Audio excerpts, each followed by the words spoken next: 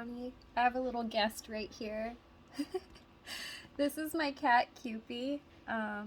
He's 2 years old. Um, so I wanted to talk about chapter 4 in this video now. So chapter 4 is where uh, we get to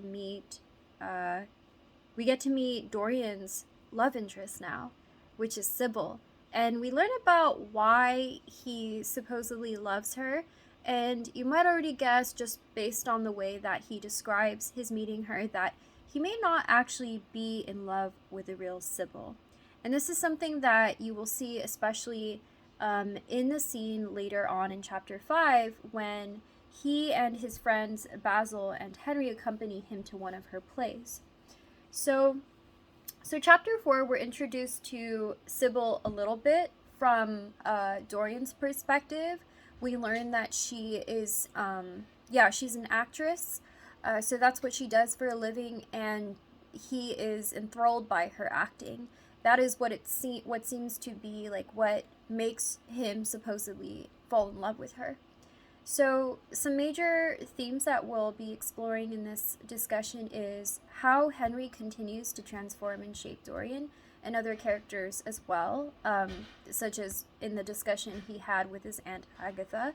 And then also Henry's hedonistic views on society. So, this is a leading reason actually for why this novel was actually seen as immoral and corrupt to many Victorians, is Henry's character. In fact, I believe that Oscar Wilde actually had to republish the book. I don't know what exactly he changed about it, but it had something to do with the criticisms that Victorians had on its supposed immoral way of storytelling. So Henry is also very interested in human nature and what makes people tick, and we see this especially in the conversations that he has with Dorian in this chapter. So let's first start with a quote from when Dorian first shares his romantic encounter with Henry. So he sees it as his biggest romance. However, Henry says it's only going to be his first. Dorian asks, "Do you think my nature's so shallow?" And to that, Harry replies, and this is the direct quote, "My dear boy, the people who love only once in their lives are really the shallow people. What they call their loyalty, I call either the lethargy of custom or their lack of imagination. The passion for property is in it. There are many things that we would throw away if we were not afraid that others might pick them up." So here Henry is actually arguing that fidelity is shallow instead of the other way around, that people simply do it out of custom. Now, I can completely see how this might be Oscar Wilde putting his own input, his own take on what marriage was like for the Victorians. I think because many times Victorians married for things for like in a transactionary way. A lot of times it was to continue preserving one's status. So normally, for example, the upper class would marry the upper class. Or a lot of times someone's dowry was a big factor in if they did marry or not. So a lot of times it did deal with financial matters. And so I think that's a big reason for why Oscar Wilde might have had a sort of cynical perspective on marriage. Another thing too is, because he was also gay, that probably could have also influenced the way that he saw marriage as this heteronormative construct that didn't allow for a lot of relationships to actually be publicized. So I feel like with that background, that could have also been why marriage was a social construct that was also very limiting to one's individual freedom, not just because of the fact that there were shallow reasons realistically for why some people married, but because it didn't it wasn't even a choice for some people. Some people couldn't even marry. But going back to this, fidelity is sort of being looked on from Henry's perspective as possessiveness, not wanting to let others have the same person, so we stay bound to them. Henry views monogamy as an unnatural thing. He views monogamy as something chosen out of comfort, an obsession for morality, and to gain possession of someone else. Yeah, I don't know. It sounds cynical, but again, I feel like Henry is an interesting character because he does say certain things that, sometimes I feel like I can't help but think, he makes like a good point. Oh no, Cupie! He's getting into some stuff he shouldn't be getting into. Cupie, no? Okay, so Dorian being shaped by Harry or Henry, it gets a little confusing because they're the same person, but there's another example of Dorian being shaped by Harry here is when he says, "You said to me once that pathos left you unmoved, but that beauty, mere beauty, could fill your eyes with tears." So here, he is reiterating Henry's claim from earlier that if something does not provide pleasure for him, why should he suffer emotional pain from it? This is referring back to a conversation actually with a duchess when she was discussing the moral responsibility of providing charity work for the sake of those less fortunate.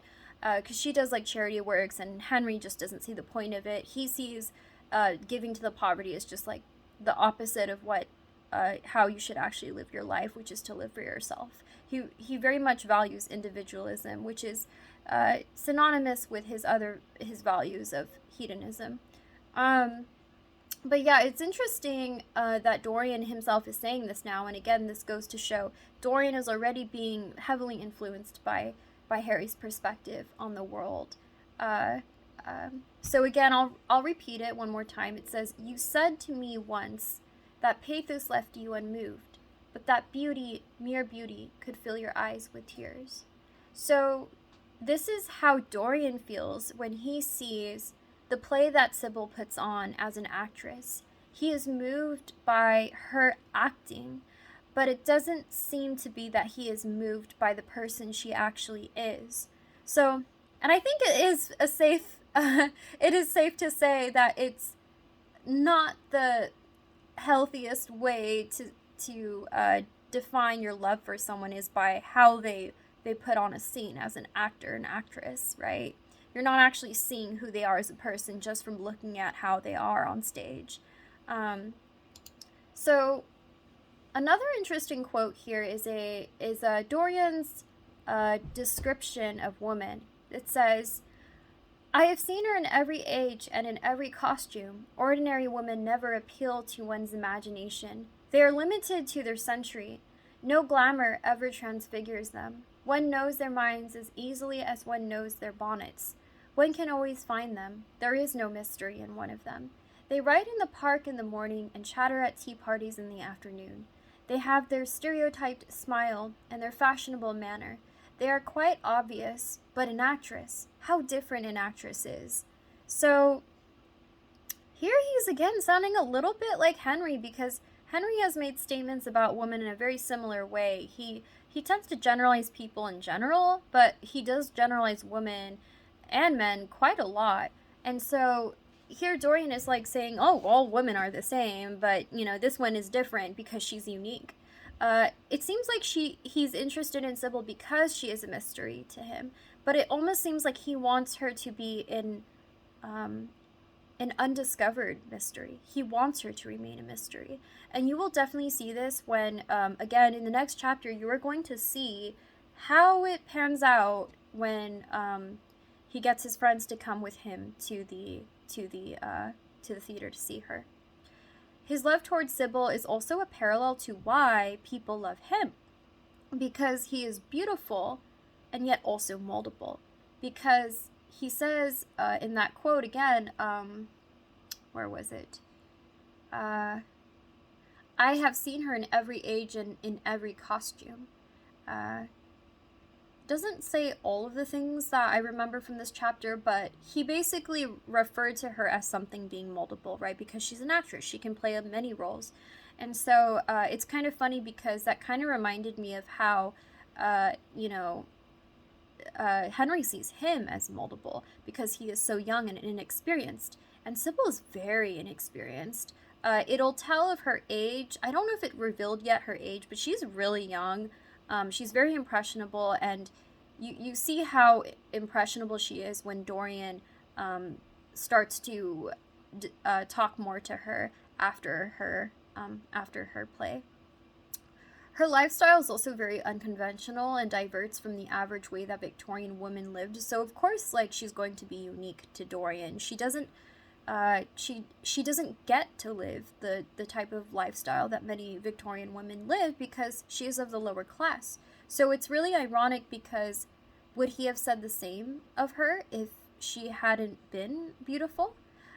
Because she is considered conventionally beautiful. And so that definitely also seems to play a part in how he views her. It's not just the show that she puts on, but also her physique. And it's very similar, again, to how Dorian is viewed. So Henry's hold on Dorian is again shown here where it says, yes, Harry, I believe that it is true. I cannot, oh, sorry, I don't know if I just said this, but this is actually Dorian talking to Harry, my bad. Yes, Harry, I believe that it is true. I cannot help telling you things. You have a curious influence over me. If I ever did a crime, I would come and confide it to you.